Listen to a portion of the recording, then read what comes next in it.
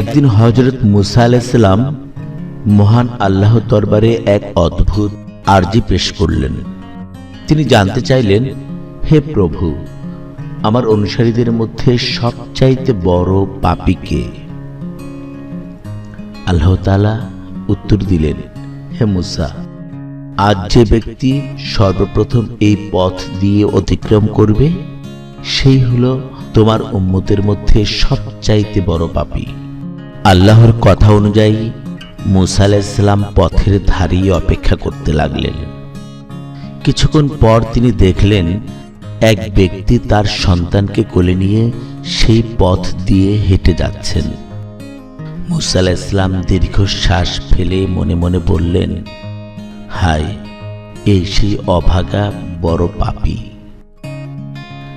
এবার মুসা আলাইহিস সালাম আল্লাহর কাছে অনুরোধ করলেন, হে দয়াময় প্রভু, এবার আমাকে সবচাইতে নেককার মানুষটিকেও একটু দেখিয়ে দিন।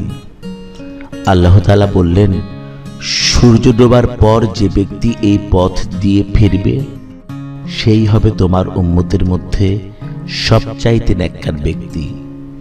মুসা আলাইহিস সালাম অধীর আগ্রহে অপেক্ষা করছেন।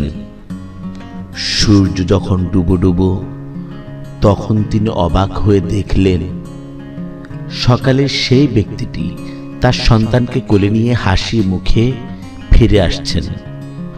মুসা আলাইহিস সালাম হতভম্ব হয়ে আল্লাহর কাছে আরজ করলেন, হে প্রভু, এ কেমন রহস্য! একই ব্যক্তি সকালে ছিল মহাপাপী আর সন্ধ্যায় সেই হয়ে গেল মহানেককার।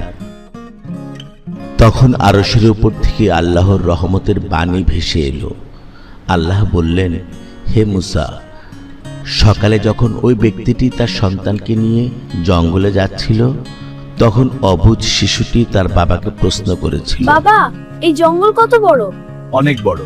বাবা, জঙ্গল থেকেও বড় কি কিছু আছে? হ্যাঁ বাবা, ওই পাহাড়গুলো জঙ্গলের চেয়েও বড়। পাহাড়ের চেয়ে বড় কি কিছু আছে বাবা? হ্যাঁ, এই বিশাল আকাশ পাহাড়ের চাইতেও বড়। বাবা, আকাশের চাইতেও বড় কি কিছু আছে এই পৃথিবীতে? হ্যাঁ বাবা, আমার জীবনের পাহাড় সম পাপ এই আকাশের চাইতেও বড়। আমার পাপিস জীবনের সেই সব পাপের চেয়েও কোটি কোটি গুণ বড় হলো আমাদের আল্লাহর রহমত। আল্লাহ বললেন, হে মুসা, এই বান্দার চোখের পানি এবং তার অন্তরের গভীর অনুশোচনা আমার এতটাই পছন্দ হয়েছে, আমি তার জীবনের সমস্ত পাপ ধুয়ে মুছে আমার সবচাইতে প্রিয় নেককার বান্দা হিসেবে বানিয়ে দিয়েছি। সুবহানাল্লাহ। মনে রাখবেন, আল্লাহর শাস্তির হাতের চেয়ে তার ক্ষমার হাত অনেক বেশি বড়। হে আল্লাহ, আমাদের জীবনের সমস্ত গুনাহ মাফ করে আমাদের সঠিক পথে চলার তৌফিক দান করুন। আমিন।